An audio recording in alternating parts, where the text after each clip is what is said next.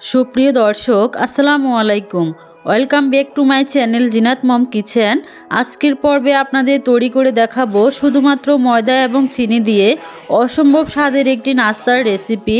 এই নাস্তাটি তৈরি করার প্রসেসটা এতটাই ইজি যে যে কেউ একবার দেখলে বানাতে পারবে। এই নাস্তাটি পরিবারের সবাই ছোট থেকে বড় খুবই পছন্দ করবে এই নাস্তাটি। তাহলে চলুন নাস্তা তৈরিতে চলে যাচ্ছি। নাস্তাটি তৈরি করার জন্য আমি একটি মিক্সিং বোলে নিয়ে নিচ্ছি 1.5 কাপ পরিমাণ ময়দা। এর মধ্যে দিয়ে দিচ্ছি 1 চা চামচ লবণ আর অ্যাড করে দিচ্ছি 2 টেবিল চামচ পরিমাণ সয়াবিন তেল। এখন সবগুলো উপকরণ ভালো করে ঘষে ঘষে ময়দার সঙ্গে মিশিয়ে নিতে হবে। মিশাতে মিশাতে দেখবেন যখন এই মিশ্রণটিকে হাতের মধ্যে নিলে খুব সহজে মুঠ করে ফেলা যাচ্ছে, আবার সহজে ভেঙে ফেলা যাচ্ছে, তখন এর মধ্যে অল্প অল্প পানি দিয়ে একটা সফট ডো তৈরি করে নিতে হবে। আমি প্রথমে একটু পানি দিয়ে দিচ্ছি, একবারে সব পানি দিতে যাবেন না, একটু একটু করে পানি দিবেন, এতে করে ডোটা খুবই পারফেক্টভাবে তৈরি করা যাবে। আমি এখন আরও একটু পানি দিয়ে ভালো করে মিশিয়ে একটা সফট ডো তৈরি করে নেব।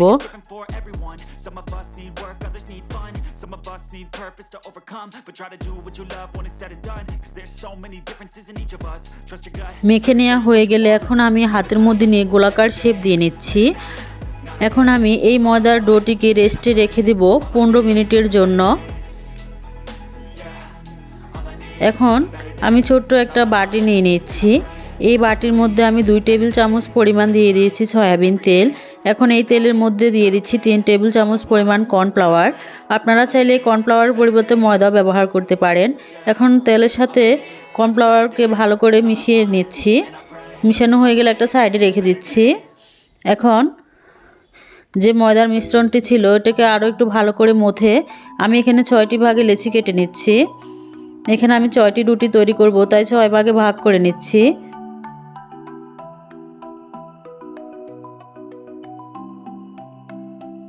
এখন এখান থেকে একটি রুটির ডো নিয়ে আমি ভালো করে মিশিয়ে একটি রুটি তৈরি করে নেব।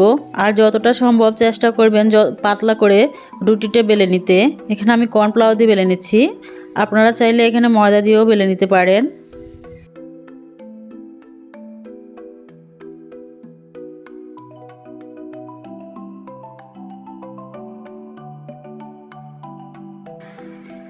রুটিটা বেলা হয়ে গেলে এখন আমি একটা সাইডে রেখে দিচ্ছি। এভাবে বাকি রুটিগুলো আমি বেলে নিয়েছি। এখন এই রুটির উপরে আমি দিয়ে দিব কর্নফ্লাওয়ার এবং তেলের যে মিশ্রণটা আমরা তৈরি করে রেখেছিলাম, এখান থেকে 1 চা চামচ দিয়ে দিচ্ছি। দিয়ে ভালো করে পুরো রুটির উপর মেখে নিচ্ছি। এখন এর উপরে দিয়ে দিচ্ছি আরেকটা রুটি।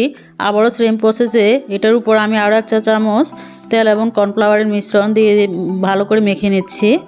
এভাবে প্রত্যেকটা রুটি একটার উপর একটা দিয়ে দিচ্ছি।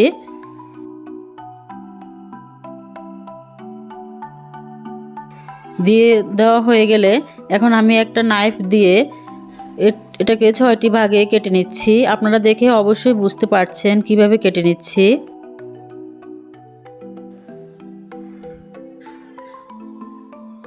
কাটা হয়ে গেলে এখন আমি এগুলোকে রোল শেপ দিয়ে নিচ্ছি।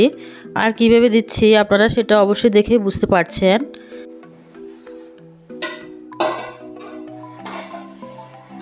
এভাবে আমি প্রত্যেকটি রুটির রোল করে নেব।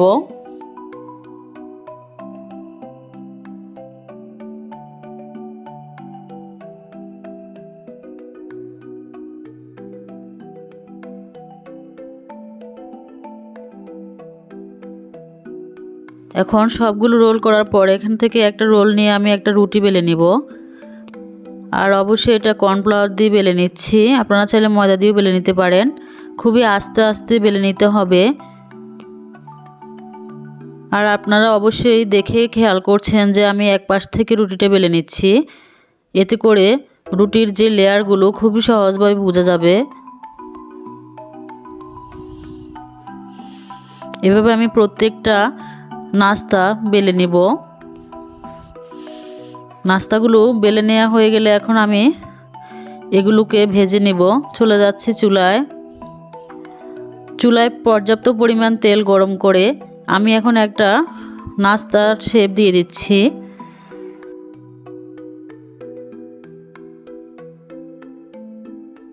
আঁচটা কিন্তু লো মিডিয়াম থাকবে, তা না হলে নাস্তাটি পুড়ে যেতে পারে।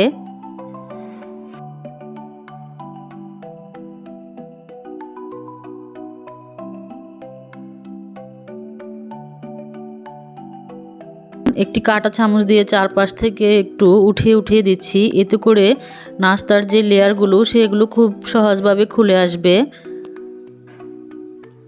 এভাবে এক এক পাশ ভেজে নিতে আমার সময় লেগেছে 3 থেকে 4 মিনিট।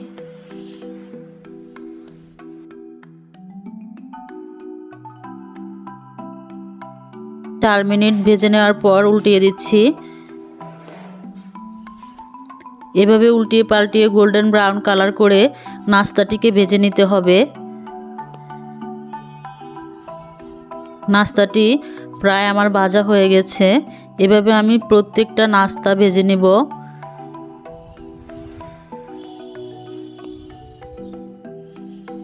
আর দেখুন নাস্তাটির লেয়ারগুলো কিভাবে স্পষ্ট বোঝা যাচ্ছে।